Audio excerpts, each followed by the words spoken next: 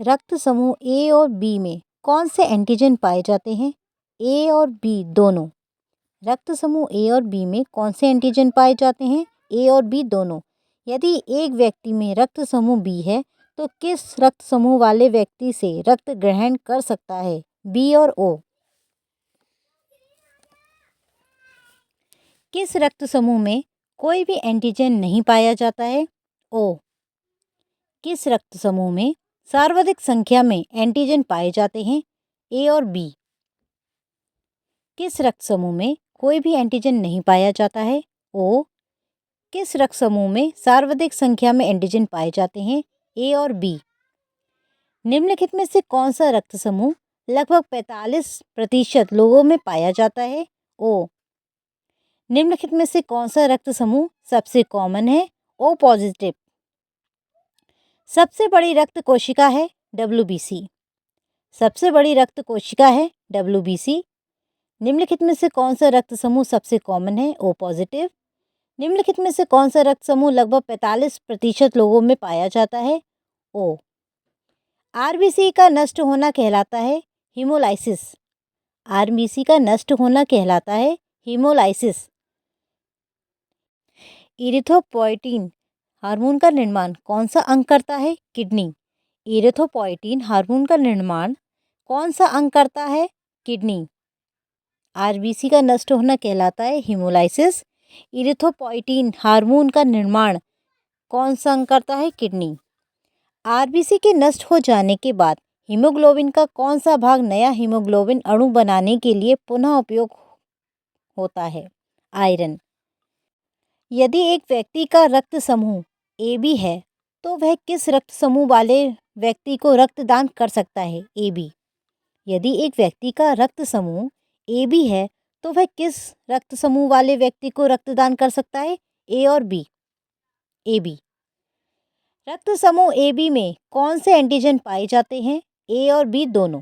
रक्त समूह AB में कौन से एंटीजन पाए जाते हैं? ए और बी दोनों। यदि एक व्यक्ति का रक्त समूह बी है तो वह किस रक्त समूह वाले व्यक्ति से रक्त ग्रहण कर सकता है? बी और ओ। सबसे बड़ी रक्त कोशिका है WBC। सबसे बड़ी रक्त कोशिका कौन सी है? WBC। आज जो मैं क्वेश्चंस आपके लिए लेकर आई हूँ सारे के सारे एनाटॉमी से हैं। आशा करती हूँ ये सारे क्वेश्चंस आपके काम आएंगे और आने वाले एग्जाम्स के लिए आपके लिए यूज़फुल होंगे। तो प्लीज़ वीडियो को अंत तक देखें और चैनल को लाइक एंड सब्सक्राइब करना ना भूलें। 100 मिलीलीटर RBC के अंदर हीमोग्लोबिन का वजन कहलाता है mean cell HB concentration. Mean cell HB concentration. एक वयस्क में मीन सेल HB कॉन्सेंट्रेशन लगभग होता है 30 से 35 ग्राम 100 ml ऑफ RBC। निम्नलिखित में से कौन सी स्थिति प्राथमिक तौर पर RBC के निर्माण की प्रक्रिया को बढ़ाती है? हाइपोक्सिया। निम्नलिखित में से कौन सी स्थिति प्राथमिक तौर पर RBC के निर्माण की प्रक्रिया को बढ़ाती है? हाइपोक्सिया। निम्नलिखित में से किस स्थिति में ऑक्सी हीमोग्लोबिन से ऑक्सीजन स्वतंत्र नहीं होती है? pH की अधिकता होने पर। निम्नलिखित में से कौन सा अंग रिजर्वेयर ऑफ यूरिन की तरह कार्य करता है? Urinary bladder. निम्नलिखित में से कौन सा अंग रिजर्वेयर ऑफ यूरिन की तरह कार्य करता है? Urinary bladder. प्लीज़ वीडियो को लाइक एंड शेयर ज़रूर कीजिएगा। RBC का 1 मिमी रक्त में आयतन कहलाता है पैक्ड सेल वॉल्यूम। एक औसत RBC का आयतन कहलाता है मीन सेल वॉल्यूम। एक औसत RBC का आयतन कहलाता है मीन सेल वॉल्यूम। RBC का 1 मिमी रक्त में आयतन कहलाता है packed cell volume. Please video को लाइक एंड सब्सक्राइब करना ना भूलें। मूत्र त्यागने की प्रक्रिया के दौरान क्या नहीं होता?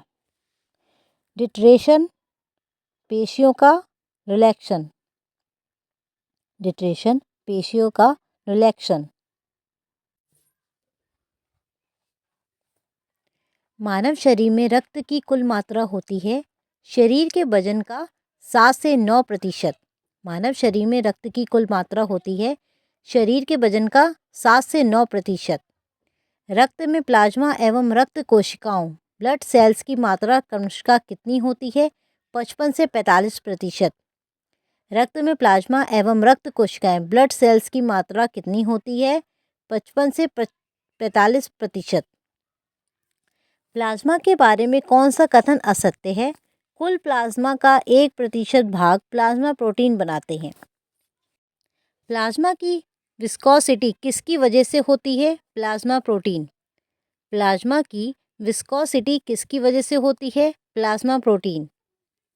प्लाज्मा की विस्कोसिटी किसकी वजह से होती है? Plasma protein. प्लीज़ लाइक का बटन ज़रूर दबाएं अगर आपको वीडियो अच्छी लग रही हो। आरबीसी को किस नाम से भी जाना जाता है? इरिथ्रोसाइट। आरबीसी को किस नाम से भी जाना जाता है? इरिथ्रोसाइट्स। रक्त कोशिकाओं के निर्माण की प्रक्रिया कहलाती है हीमोपोइसिस। रक्त कोशिकाओं के निर्माण की प्रक्रिया कहलाती है हीमोपोइसिस। आरबीसी को किस नाम से भी जाना जाता है? इरिथ्रोसाइट। आरबीसी को किस नाम से भी जाना जाता है? इरिथ्रोसाइट्स। आरबीसी के बाइकॉनकेव आकृति के होने का क्या फ़ायदा है? इससे गैसों के आदान प्रदान के लिए सतही क्षेत्रफल बढ़ जाता है। आरबीसी के बाइकॉनकेव आकृति के होने का क्या फ़ायदा है? इससे गैसों के आदान प्रदान के लिए सतही क्षेत्रफल बढ़ जाता है। एक हीमोग्लोबिन में पाई जाने वाली ग्लोबिन चेन्स की संख्या होती है 4। एक हीमोग्लोबिन में पाई जाने वाली ग्लोबिन चेन्स की संख्या होती है 4। आशा करती हूँ जो मैंने आज आपको क्वेश्चंस बताए हैं आपके काम आएंगे और आने वाले एग्जाम्स के लिए आपके लिए यूज़फुल होंगे। तो प्लीज़ चैनल को लाइक, सब्सक्राइब एंड शेयर करना ना भूलें। धन्यवाद।